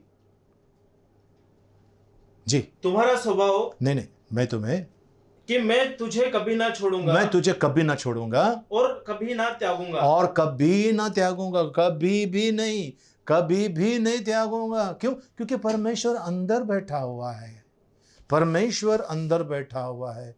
कभी आपने सोचा है कि हमारा जो हार्ट है, हृदय है, ये कभी हमको छोड़कर चले गया है? हमारी अतड़ियां हैं, हम जिंदा हैं, मरने के बाद क्या नहीं कह रहा हूं मैं, जिंदा है। कभी सुना है कि यार मेरी अतड़ियां यहीं थी, कहाँ चली गई पता नहीं, अभी ढूंढना पड़ेगा, पुलिस कंप्लेंट करना पड़ेगा? ऐसा कभी हुआ है? मैंने पैर यहाँ पर रखा था, पैर कहाँ पर चलेगा? ऐसा हुआ है कभी? नहीं हुआ है ना। तो वैसा ही परमेश्वर आपके साथ में है। जितनों ने परमेश्वर को अपना, उतनों को उसने अपना बेटा और बेटी होने का अधिकार दिया है। अगर अधिकार दिया है यानी वो अपने बच्चों के साथ में है, बच्चों के अंदर है, आत्मा के अंदर बसा हुआ है परमेश्वर। किसके? जिसने परमेश्वर को ग्रहण किया, जिसने उसके इकलौते पुत्र यीशु मसीह को अपना उद्धारकर्ता और स्वामी माना, उतने लोगों को वो परमेश्वर का बेटा और बेटी होने का अधिकार दिया है। उसके वचनों के अनुसार जो चलते हैं उनके साथ में कहता है, मैं तुम्हें कभी छोड़ूंगा नहीं, मैं तुम्हें कभी त्यागूंगा नहीं। ये परमेश्वर का वादा है। ओके, ये हमारे लिए एक बहुत बड़ी आशा है, एक बहुत बड़ा परमेश्वर का वरदान है। इस आशा पे हमको टिके रहना है। जैसा रोमियो 5:5 में कहता है, रोमियो की पत्री 5 अध्याय 5 वचन, रोमन चैप्टर 5 वर्स 5। और आशा से लज्जा नहीं होती। ये जो आशा हमने परमेश्वर पे रखा है, हमारी लज्जा नहीं होगी, हमारी कभी भी बेइज्जती नहीं होगी, क्योंकि हमने परमेश्वर के ऊपर आशा रखी हुई है। ओके, इसके अलावा आप जानते हैं परमेश्वर ने क्या क्या किया है। आप और मैं अगर कोई घर खरीदने जा रहे हैं तो सबसे पहले टोकन देते, बयाना देते हैं। बयाना देते हैं, इसका मतलब ये सौदा पक्का हो गया है। अगर मैं मेरा घर बेच रहा हूं, अगर कोई आदमी आकर मुझे टोकन दे देता है, ये घर आपको कितने में बेचना है, मुझे 1 लाख में बेचना है, तो फिर वो कहेगा कि भाई मैं आपको 10,000 रुपया बयाना देता हूँ, इसका मतलब वो घर लेने वाला है। अमेरिका के अंदर ऐसे हो गया, एक आदमी ने अपना घर बेच दिया, उसको टोकन मिल गया। टोकन मिलने के बाद उसने क्या किया, लकड़े का घर था, अचानक आग लग गई। आग लगने के बाद ये आदमी छाती पीट रहा, मेरा पैसा डूब गया। तो किसी ने उसको फ़ोन किया, जिसने बयाना दिया था, तो उसने कहा कि भाई आप टेंशन क्यों कर रहे हो, वो अब मेरा घर है, आग लगे कुछ भी हो जाए मैं ठीक कर दूंगा, आप टेंशन मत करो, मैंने टोकन दिया, मतलब अब मैं बंधा हुआ हूँ, अब मैं ले लूँगा। फिर किसी ने आकर उसको बोल दिया, अरे वो तो पैसा नहीं ले रहा है रूम। फिर ये छाती पीटने लगा, कहने लगा कि मेरा पूरा पैसा बर्बाद हो गया। फिर एक फ़ोन आ गया, वो जिसने बयाना दिया उसका फ़ोन आया, बोले आप क्यों रो रहे हो, आप क्यों परेशान हो रहे हो, क्यों डिप्रेशन में जा रहे हो, हाँ आप कुछ टेंशन मत करो, क्योंकि आपका और मेरा सौदा हो गया है, अब ये मेरी जिम्मेदारी है, ये मैं देख लूँगा, आपका पैसा आपको टाइम पे मिल जाएगा। और ऐसा वो आदमी इतना खुश हो गया, आग लग जाए कुछ भी लग जाए, मुझे क्या, मुझे पैसा मिल गया मेरा, बस मैं खुश हूँ। आज वैसे ही प्रियजनों, परमेश्वर ने आपको और मुझे बयाने में कुछ तो दिया है। मेरा और परमेश्वर का सौदा हो गया है। क्या सौदा हो गया है? मैं परमेश्वर के राज्य का वारिस हो गया हूं। मुझे परमेश्वर ने अपनाया है। लेकिन बयाना कहां पर है? ठीक है, बयाना के बारे में देखते हैं। 2 कुरिन्थियों उसका 1 अध्याय 22 वचन, जिसने हम पर छाप भी कर दी है और बयाने में आत्मा को हमारे मनों में दिया। परमेश्वर ने अपनी आत्मा को आपके और मेरे मनों के अंदर दे दिया है। कहाँ है? मुझे नहीं दिख रहा है, आप ढूंढने की कोशिश भी मत कीजिए, वो आपके अंदर है, वो आपके अंदर है। जिस घड़ी आपने बपतिस्मा लिया, अपना जीवन परमेश्वर को समर्पित किया, उसी दिन परमेश्वर ने आपको अपना आत्मा बयाने में दे दिया है। क्या दिया है? अपना आत्मा बयाने में दे दिया है। उसी में 2 कुरिन्थियों 5 अध्याय 5 वचन, और जिसने हमें इसी बात के लिए तैयार किया है जी, वह परमेश्वर है जी, जिसने हमें बयाने में आत्मा भी दिया है। बयाने में भी आत्मा दिया है। प्रियजनों, एक जगह पे होता तो हम समझ सकते थे, 2 जगह पे लिखा हुआ है परमेश्वर ने बयाने में अपना आत्मा दिया है। चलिए तीसरा एक जगह पे देख लेते हैं। एफिसियों की पत्री 1 अध्याय 13 और 14 वचन, एफिशियंस चैप्टर 1 वर्सेस 13 एंड 14। और उसी में तुम पर भी जब तुमने सत्य का वचन सुना जी, जो तुम्हारे उद्धार का सुसमाचार है जी, और जिस पर तुमने विश्वास किया, जी, प्रतिज्ञा किए हुए पवित्र आत्मा की छाप लगी, जी, वह उसके मोल लिए हुओं के लिए छुटकारे और हमारी मीरास का बयाना है जी, कि उसकी महिमा की स्तुति हो। ओके, एक इसमें ट्रांसलेशन में लिखा हुआ है गारंटी, पवित्र आत्मा दिया है गारंटी में दिया है। किसकी गारंटी? परमेश्वर की गारंटी, परमेश्वर की गारंटी। इधर संसार की कंपनी की गारंटी नहीं, सर्वशक्तिमान परमेश्वर जिसके कहने पर यह पृथ्वी टिकी हुई है, उसकी गारंटी है। यानी आपको अब क्या करना है? निराश नहीं होना है। आखिरी बात बताता हूं मैं, आपको निराश बिल्कुल नहीं होना है, आपको बिल्कुल हताश नहीं होना है। मुझसे कोई प्यार नहीं करता है, नहीं करे, परमेश्वर मुझसे प्यार करता है, मैं इसमें आनंदित हूं। कोई मुझे चाहे ना चाहे, परमेश्वर मुझे चाहता है। आपका रंग काला होगा,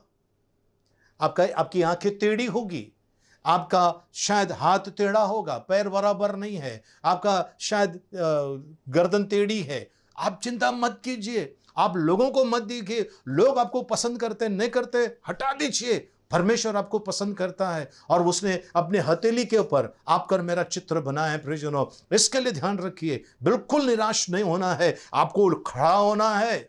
जैसा लड़का नीचे गिरा, वो वहां पर बैठ सकता था चुपचाप, वो खड़ा हो गया और तेजी से दौड़ने लगा और वो उस मुकाम पे पहुंचा जिसको कहते हैं कि इनाम मिलने वाली जगह पे वो पहुंच गया। तो आज प्रियजनों, अगर आप हारे हैं, टूटे हैं, किसी ने धोखा दिया है, किसी ने किसी प्रकार का आपके ऊपर अत्याचार किया है, अब निराश मत होइए। अब मेरा क्या होगा ये मत सोचिए। परमेश्वर ने आपको चट्टान के ऊपर खड़े होने के लिए चुन लिया है। परमेश्वर ने परिस्थिति को चीरने के लिए आपको चुन लिया है। परमेश्वर आपसे बहुत प्यार करता है। इसके लिए आप बीमारी को देख के डरिए मत। मेरे अंदर ये प्रॉब्लम है, प्रॉब्लम को मत देखिए। प्रॉब्लम से बड़ा परमेश्वर है जो आपसे प्यार करता है, और वो आपको देख लेना पार लगा देगा। उस तूफानी दरिया से वो आपको बाहर निकालेगा। बड़े बड़े जितने भी साइक्लोन है या बड़े बड़े क्या कहते हैं उसको, जो बड़े बड़े तूफान आ जाते हैं, उसके बीच में से वो आपको लेकर जाएगा। परमेश्वर कहेगा कौन सा तूफान तेरे साथ में क्या करता है मैं देखता हूं, चल। वो आपके कंधे पर हाथ रखकर आपको चलाएगा और तूफान दूर हटने वाले हैं। जब परमेश्वर ने कहा तो दरिया का 2 भाग हो गया, 2 दीवारें खड़ी हो गई, पानी की दीवारें खड़ी हो गई, और वहां से हमारे जो मूसा जो परमेश्वर का दास है, वो सूखी जमीन पर लोगों को लेके चल पड़ा। सूखी जमीन पर परमेश्वर का वादा है, वो आपको सूखी भूमि में से लेकर जाएगा। वो 2 भाग करके आपको बीच में से लेकर जाएगा। आपको हारने की जरूरत नहीं है। आपकी पत्नी ने छोड़ा है, छोड़ दीजिए। आपके बच्चों ने छोड़ दिया, छोड़ दीजिए। आपके पति ने छोड़ दिया, छोड़ दीजिए। आपको जॉब से निकालना है, हटा दीजिए मन से। परमेश्वर आपको नए आयाम पर, नया मुकाम पर लेकर जाके खड़ा करने वाला है। एक नया चैप्टर, एक नया अध्याय आपके जीवन में परमेश्वर जोड़ने जा रहा है। बस मैं थक गया हूं, मैं हार गया हूं, मेरी जिंदगी खत्म हो गई, मुझसे कोई प्यार नहीं करता है, ये कहना आज से बंद करना होगा। आपको ये कहना बंद करना होगा। उन बातों की तरफ देखिए, उन गुणों की तरफ देखिए, उन आशीर्वादों की तरफ देखिए जो परमेश्वर ने आपको दिया है। वहां पर अपना फोकस कीजिए प्रियजनों। तब देख लेंगे आपको वीराने में बहार नजर आएगी। खूबसूरत चीजें आपके जीवन में होना चालू होगा, क्योंकि हमारा परमेश्वर वो बातों को नया बना देता है, नया बना देता है। बहुत खूबसूरत आपके मेरी ज़िंदगी होगी। आपको निराश नहीं होना है। आपको कहना है मेरे साथ में परमेश्वर है। मैं जहाँ जहाँ जाऊँगा परमेश्वर ने वादा किया है वो मेरे साथ है। प्रियजनों, अगर मैं 2-4 जन के साथ में जाता हूँ और 8-10 लोग तलवार लेकर मारने के लिए आए हैं, मेरे साथ वाले भाग जाएंगे, तब क्या? लेकिन मेरा परमेश्वर मेरे साथ रहेगा। मेरा परमेश्वर मेरे साथ रहेगा। केरला का एक स्टोरी है, वहाँ पर एक आदमी है, वो प्रचारक है। प्रचार करते समय, वो जाते समय कुछ लोग तलवार लेकर आए उसको मारने के लिए। कुछ लोग तलवार लेकर आए मारने के लिए, और उसको मारने के जा ही रहे थे। उतने में उन लोग ने देखा कि उनके बस्ती में आग लग गई। उन लोगों ने तलवार वहीं छोड़कर जाकर आग बुझाने के लिए गए, और ये लोग वहाँ से निकल कर गए। आज प्रियजनों, परमेश्वर आज आपको आशीष से भरना चाहता है। वो सारी आशीषें जो यीशु मसीह में परमेश्वर ने आपको और मुझे दी है, अगर आपको नहीं दिख रहा है, अब दिखना स्टार्ट हो जाएगा। आप कमज़ोर नहीं है। बोलो, मैं कमज़ोर नहीं हूँ, मैं कमज़ोर नहीं हूँ। ओके, आप बिल्कुल कमज़ोर नहीं है। आपके साथ में सारे सृष्टि का मालिक है, वो आपको चलाना चाहता है। आप तैयार है? हम प्रार्थना करें। आइए हम अपने आंखों को बंद करें, सरों को झुकाएं। इस समय हम प्रार्थना करें। पवित्र पवित्र जीवित दयालु परमेश्वर, हे आकाश और पृथ्वी के निर्माण करता, आपकी बड़ाई, आपकी महिमा करते हैं। हम आते हैं इस समय प्रभु जी आपके चरणों में। प्रभु, ये जो बच्चे आपके देख रहे हैं प्रभु, ये जो आपके बच्चे, आपके बेटे बेटियां प्रभु जी, जिनके अंदर किसी न किसी प्रकार की निराशा है, जॉब नहीं है, लॉकडाउन है, खाने का क्या, पिएंगे क्या, इलेक्ट्रिसिटी का बिल है, टेलीफोन का बिल है, सोसाइटी का भरने का है, अन्य सारे खर्च है, कहाँ से आएगा? आपका वचन कहता है हमें, निराश मत हो। क्या मैंने तुझे आज्ञा नहीं दी? तेरा मन कच्चा ना हो। ये आओ बांध, आपका वचन कहता है प्रभु। आपने जो यहोशू को जो मंत्र दिया था, पहला अध्याय 7, 8, 9 वचन के अंदर, उस मंत्र के वजह से, उस वचन के वजह से यहोशू कामयाब हुआ। वो कामयाब हुआ। आज प्रभु जी, ये कामयाबी का मंत्र, ये कामयाबी का वचन आपने हमें दिया है प्रभु जी। हम निराश नहीं होंगे प्रभु। हम किसी बंदूक या तलवार के सहारे नहीं, हम किसी मनुष्य के सहारे नहीं प्रभु जी, हम आपके सहारे हैं। क्योंकि आपका वचन कहता है प्रभु जी, यिर्मयाह की किताब 17 अध्याय में लिखा है 5 वचन में, श्रापित है वो जो मनुष्य पर विश्वास करता है। और प्रभु जी 7 वचन में लिखा है, धन्य वो जो यहोवा पर विश्वास करता है। हमारा विश्वास आप है, आपका वचन हमारे लिए बहुत बड़ा है प्रभु जी। आपका वचन का हम आदर करते हैं, हम विश्वास करते हैं आपके वचनों पर। आज से सारी निराशा आपके हाथ में देते हैं, हमें चलाइए यीशु मसीह के नाम में, आमीन। प्रियजनों, मेरे पीछे आपको प्रार्थना करनी है, अगर आप तैयार हैं हम प्रार्थना करें। पिता परमेश्वर, आज मैं मेरे जीवन के अंदर की सारी निराशाएं आपके हाथ में देता हूं। मैं टूट चुका था, मैंने हार मान ली थी, पर आपके वचनों ने मुझे प्रोत्साहन दिया है। मैं धन्यवाद देता हूं, आपके वचनों ने प्रभु जी मुझे उत्साहित किया है। मैं आपकी प्रशंसा करता हूं, मैं आपकी बड़ाई करता हूं। आज मैं सारी हार को छोड़कर, सारी निराशा को छोड़कर आपका हाथ पकड़कर आगे बढ़ना चाहता हूं। मेरी सहायता कीजिए। आप मेरा परमेश्वर है, आप मेरा सर्वस्व है। मैं आपको धन्यवाद देता हूं, आपकी महिमा, आपकी बड़ाई करता हूं, यीशु मसीह के नाम में, आमीन। प्रियजनों, अगर आप मुझे पहली बार देख रहे हैं, अगर आपने प्रभु यीशु मसीह को अपनाया नहीं है, तो आइए मेरे साथ एक छोटी सी प्रार्थना करें। जो लोग पहली बार मुझे देख रहे हैं, अगर आपने प्रभु यीशु मसीह को अपनाया नहीं है या आपने अपना कर पीछे हट गए थे, अब वापस प्रभु के पास आना चाहते हैं, मैं आपके लिए प्रार्थना करना चाहता हूँ। मेरे पीछे आप प्रार्थना कीजिए। पिता परमेश्वर, मैं अपने सारे पाप अपराधों को कबूल करता हूँ। आज मैं आपका पुत्र यीशु मसीह, जो मेरे पापों के लिए मारे गए, गाड़े गए, तीसरे दिन जी उठे, आज वो आपकी दाहिने ओर बैठे हैं और फिर से आने वाले हैं। मैं विश्वास करता हूँ उस यीशु मसीह पर, जिसने अपनी आहुति दी मेरे पाप अपराधों के लिए। पिता परमेश्वर, आज मैं आपके पास आता हूँ। प्रभु यीशु, मैं आपको मेरा उद्धारकर्ता और स्वामी स्वीकार करता हूँ। मेरी सहायता कीजिए, मेरी मदद कीजिए, यीशु मसीह के नाम में, आमीन, आमीन। प्रियजनों, हम इस समय प्रार्थना सभा समाप्त करने जा रहे हैं। आइए हम आखिरी प्रार्थना में जाएं। अपने सरों को झुकाएं इस समय, और भजन संहिता 23, साम्स 23, भजन संहिता 23 इस समय हम एक साथ में बोलेंगे। यहोवा मेरा चरवाहा है, मुझे कुछ घटी ना होगी। वह मुझे हरी हरी चराइयों में बैठाता है, वह मुझे सुखदायी जल के झरने के पास ले चलता है। वह मेरे जी में जी ले आता है। धर्म के मार्गों में वो अपने नाम के निमित्त मेरी अगुवाई करता है। चाहे मैं घोर अंधकार से भरी हुई तराई में होकर चलूं, तो भी हानि से न डरूंगा, क्योंकि तू मेरे साथ रहता है। तेरे सोंठे और तेरे लाठी से मुझे शांति मिलती है। तू मेरे सताने वालों के सामने मेरे लिए मेज बिछाता है।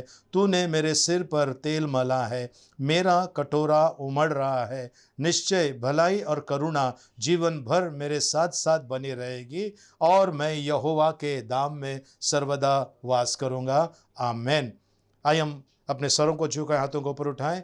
यहोवा तुझे आशीष दे और तेरी रक्षा करें। आमीन। यहोवा तुझ पर अपना मुख का प्रकाश चमकाए और तुझ पर अनुग्रह करे। आमीन। यहोवा अपना मुख तेरी ओर करे और तुझे शांति दे। आमीन। अब पिता परमेश्वर का प्रेम, प्रभु यीशु मसीह का अनुग्रह और पवित्र आत्मा की सहभागिता अब से लेकर सदा तक हम सब के साथ में बनी रहे। आमीन। और सबने कहा आमीन। प्रियजनों, विशेष सूचना है, 8 तारीख को कांता सिस्टर का जन्मदिन है। हम उनके लिए प्रार्थना करेंगे और क्षमा करना। और 13 तारीख को छाया गायकवाड़ सिस्टर का जन्मदिन है, और सोनाली बुंदके इनका जन्मदिन है। हम इनके लिए प्रार्थना करेंगे। साथ में विश्व भर में जिनका भी जन्मदिन है, शादी का सालगिरह है, हम उनको परमेश्वर के हवाले समय करेंगे। और आइए हम प्रार्थना करें। पिता परमेश्वर, हम आपको धन्यवाद देते हैं प्रभु जी। हम कांता सिस्टर को आपके हाथ में देते हैं प्रभु जी, उनके साथ में रहना प्रभु जी। और प्रभु जी, छाया सिस्टर और प्रभु जी सोनाली बुंद के इस बच्ची को आपके हाथ में सौंपते हैं प्रभु जी। इनका ताबा लेना प्रभु जी, इनके पर आपकी कृपा और आपकी दया कीजिए, इस हम प्रार्थना करते हैं। वैसे पूरे विश्व में जिनका भी जन्मदिन है, शादी का साल गिरा है, उन्हें आपके हाथ में सौंपते हैं, उन पर आपकी बड़ी कृपा होए प्रभु जी, इस हम प्रार्थना करते हैं। आपको धन्यवाद देते हैं, आपकी प्रशंसा आपकी महिमा करते हैं, यीशु मसीह के नाम में आमीन। प्रियजनों, आप लोगों से नम्र विनती है, हम लोग किसी से दान बाकी को कोई चीज़ पैसे हम मांग नहीं रहे, पर एक चीज़ हम आप लोगों से मांग रहे हैं और वो ये है, आप लोग हमारी बहुत सहायता कर रहे हैं, इसके लिए धन्यवाद। और वो ये है कि हमको हमारे इस प्रोग्राम को, हमारे इस चैनल को लाइक कीजिए, सब्सक्राइब कीजिए अगर नहीं किया है तो, और बेल आइकन दबा दीजिए और शेयर कीजिए। ये आप जितने लोगों को शेयर करोगे तो आप सुसमाचार सुनाने का काम कर रहे हैं ना, तो इसको आपको शेयर करने का है। मैं विशेष करके धन्यवाद देना चाहता हूँ उन लोगों को जिन्होंने हमारी सहायता की है लोगों तक अनाज पहुंचाने के लिए। आप लोगों का बहुत बहुत शुक्रिया। और प्लीज़ आप में से जिसका भी जन्मदिन है, शादी का सालगिरह है, आप कमेंट में लिख भेज दीजिए, एडवांस में लिख भेज दीजिए, जिसके कि हम उस दिन आपके लिए प्रार्थना कर सकें या उस सप्ताह में हम आपके लिए प्रार्थना करें। कमेंट्स में ज़रूर लिख के भेज दीजिए। आपका बेटे का, बेटी का, पत्नी का, पति का, माँ बाप का, भाई बहन का, जिनका भी जन्मदिन है, बच्चे का जन्मदिन है, आप प्लीज़ कमेंट के अंदर लिख भेजिए और हम आपके लिए वो प्रार्थना करेंगे, सब मिलकर प्रार्थना करेंगे और अनाउंसमेंट भी होगा, और बिल्कुल फ्री है ना। सो परमेश्वर को धन्यवाद हो, परमेश्वर की स्तुति हो। प्रार्थना सभा समाप्त हो गई। एक दूसरे से मिलिए, प्रभु का आशीष मांगे। जय मसीह की, जय हिंद।